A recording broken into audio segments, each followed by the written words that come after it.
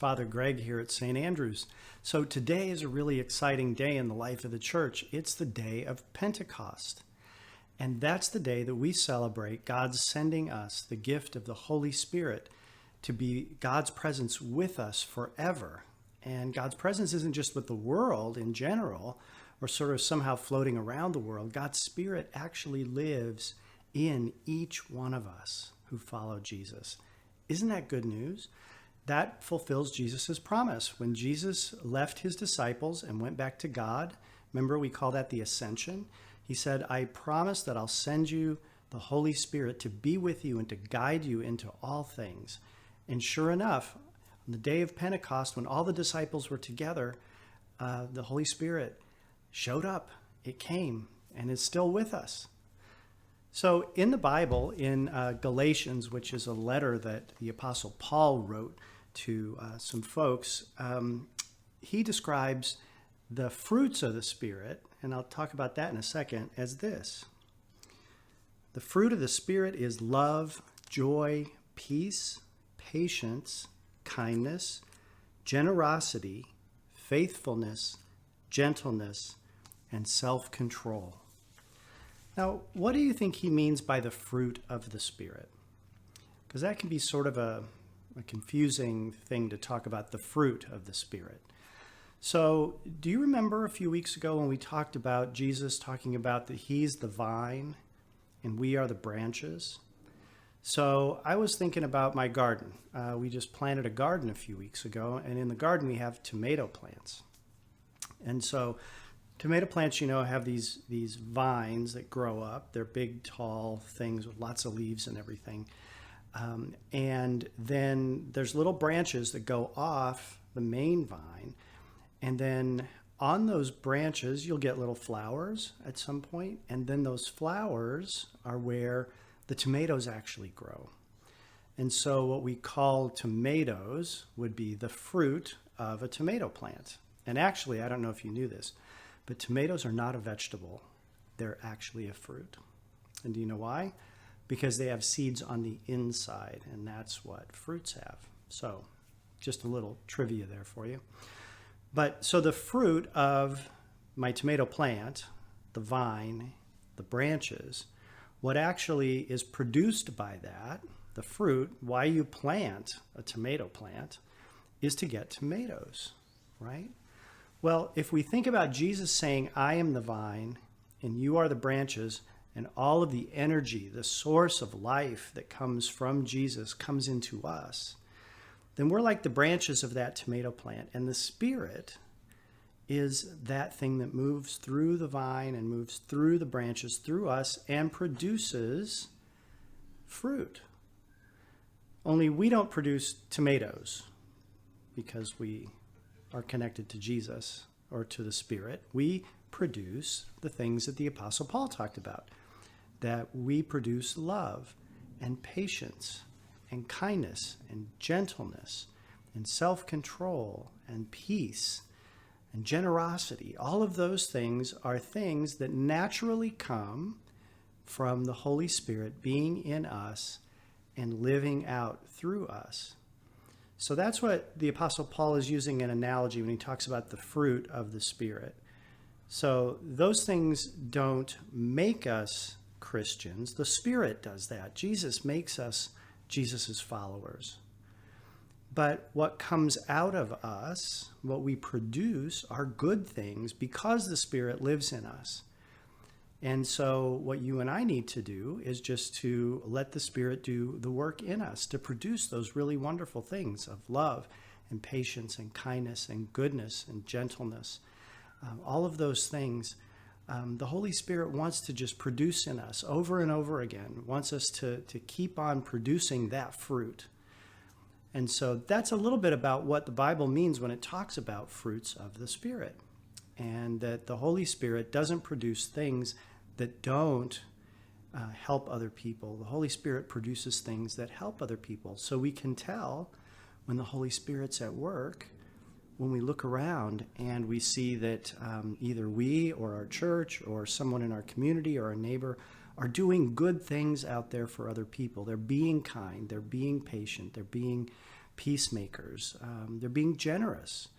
All of those things are evidence, I guess, that the Holy Spirit lives in us. So I hope you have a fantastic day and happy Pentecost.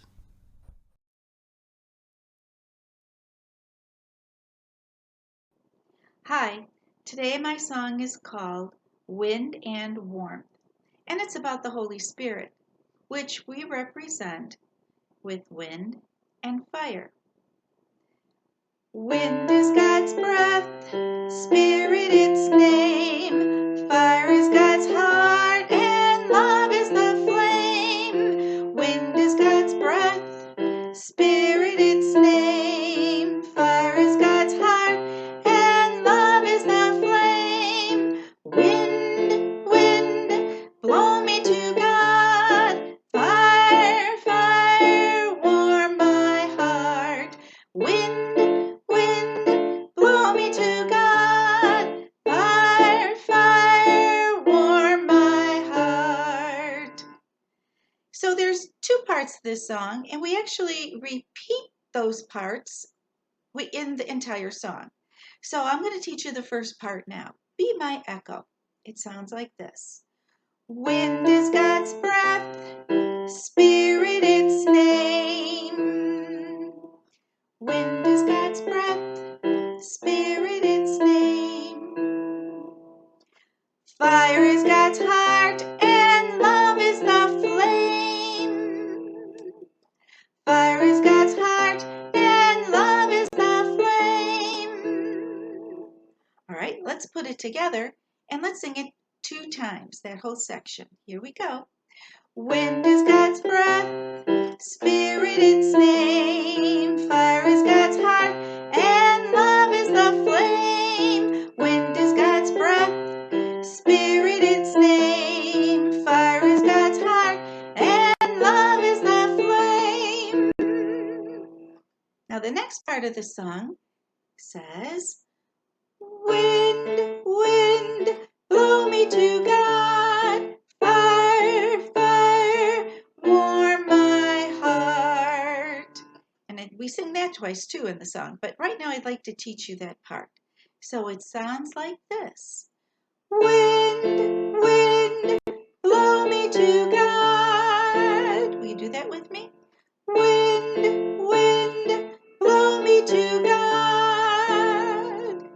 Next is fire, fire, warm my heart. Let's do that. Fire, fire, warm my heart. Now let's do that section twice. Wind, wind, blow me to God. Fire, fire, warm my heart. Wind, wind, blow me to God. Fire, fire, warm my heart. Great, now let's do the whole song together. Ready? Here we go. Wind is God's breath, Spirit its name. Fire is God's heart, and love is the flame. Wind is God's breath, Spirit its name. Fire is God's heart, and love is the flame. Wind, wind, blow me to God. Fire, fire, warm my heart. Wind, wind, blow me to God. Fire, fire, warm my heart. Thanks for singing with me. Have a wonderful day.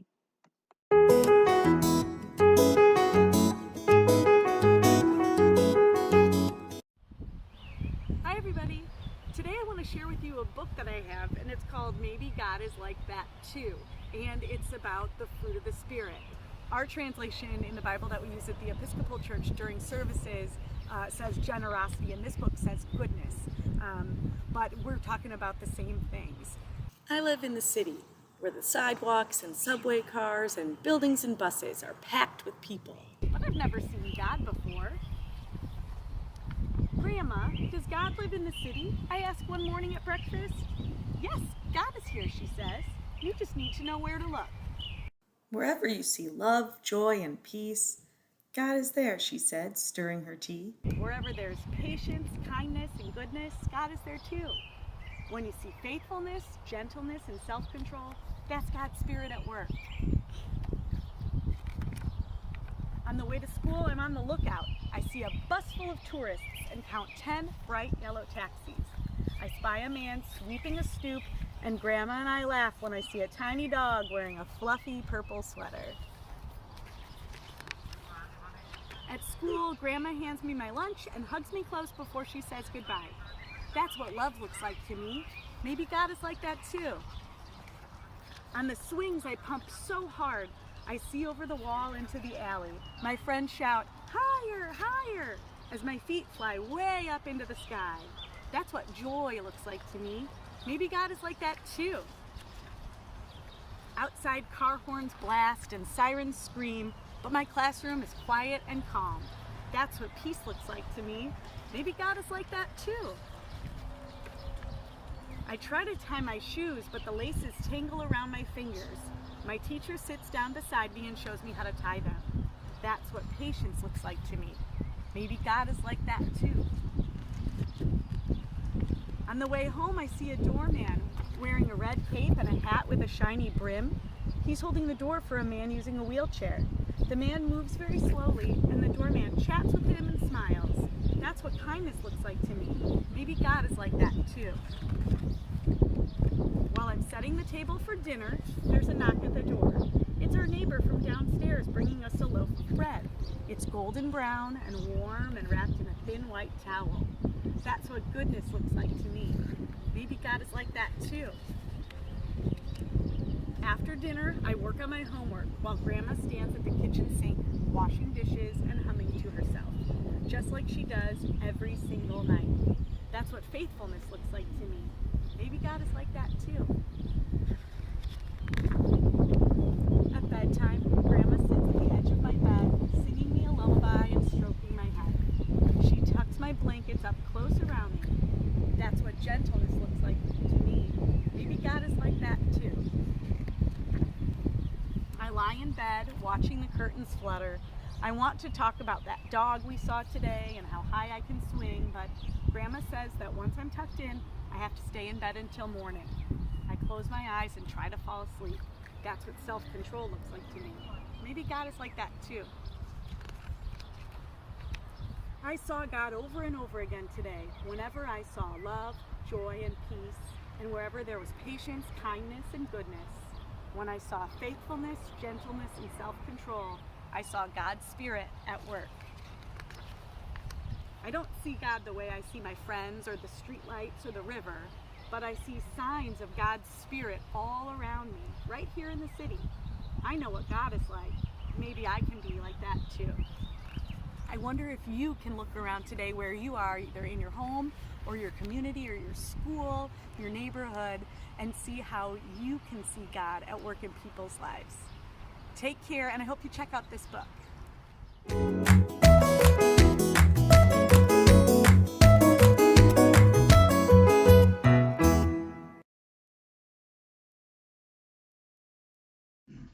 Hi everyone, it's Chris with some more Bible 101. So this week I wanted to talk to you about a type of book that is in the Bible, and they're called epistles. Now, epistle is a fancy way to say letter. So these books are called epistles because they were letters that were written to certain churches, different individuals, early Christians basically. Some of them weren't written to anybody specific, and they were written for general audiences as well. There's 21 of them in the New Testament, and they come right after the book of Acts, which we talked about last week. Now, these books contain a lot of things that would be good information for early Christians and early churches because it was new. Being a Christian was new, and there were things that they were struggling with. And so these letters were written, most of them by Paul, to these early Christians and churches to help them deal with things like that and learn what it means to be a Christian, a follower of Jesus, and what that means to them as individuals or as churches. There are many famous and often quoted verses that come from the epistles. Verses from epistles are really common at weddings, for example. One of those most common one that is read at weddings, it's actually I think been read at almost every wedding I've ever been to, comes from the Epistle of 1 Corinthians. So it's 1 Corinthians chapter 13 verses 4 through 8. And the reading goes, "Love is patient, love is kind. Love is not envious or boastful or arrogant or rude. It does not insist on its own way. It is not irritable or resentful. It does not rejoice in wrongdoing, but rejoices in the truth. It bears all things, believes all things, hopes all things, endures all things. Love never ends." So, next time you're at a wedding, pay close attention to the Bible readings. There's a really good chance that one of the readings is from an epistle. Hope you have a great week. Thanks, everyone. Bye.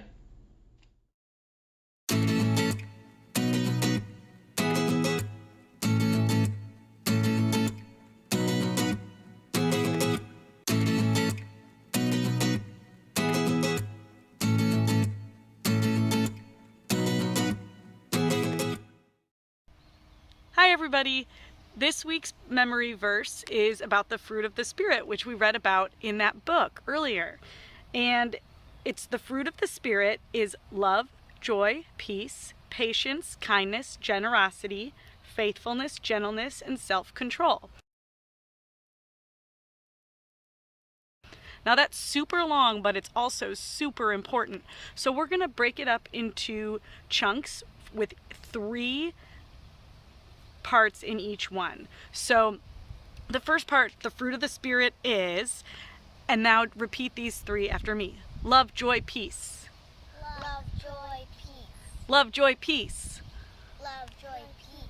Love, joy, peace. Everybody at home too. Love, joy, peace. Love, joy, peace. Love, joy, peace. Love, joy, peace. Love, joy, peace. Love, joy, peace. All right. Next one, we're just going to say it a bunch of times in a row. Patience, kindness, generosity. Patience, kindness, generosity. Patience, kindness, generosity. Patience, kindness, generosity. All right, and then the last one, faithfulness, gentleness, and self-control. Faithfulness, gentleness, and self-control. Faithfulness, gentleness, and self-control. All right, let's do the whole thing, okay? The fruit of the Spirit is love, joy, peace, patience, kindness, generosity, faithfulness, gentleness, and self-control. Great job. Look for those out in the world and look for those things in yourself too, because you've got the Holy Spirit. Take care and have a great week.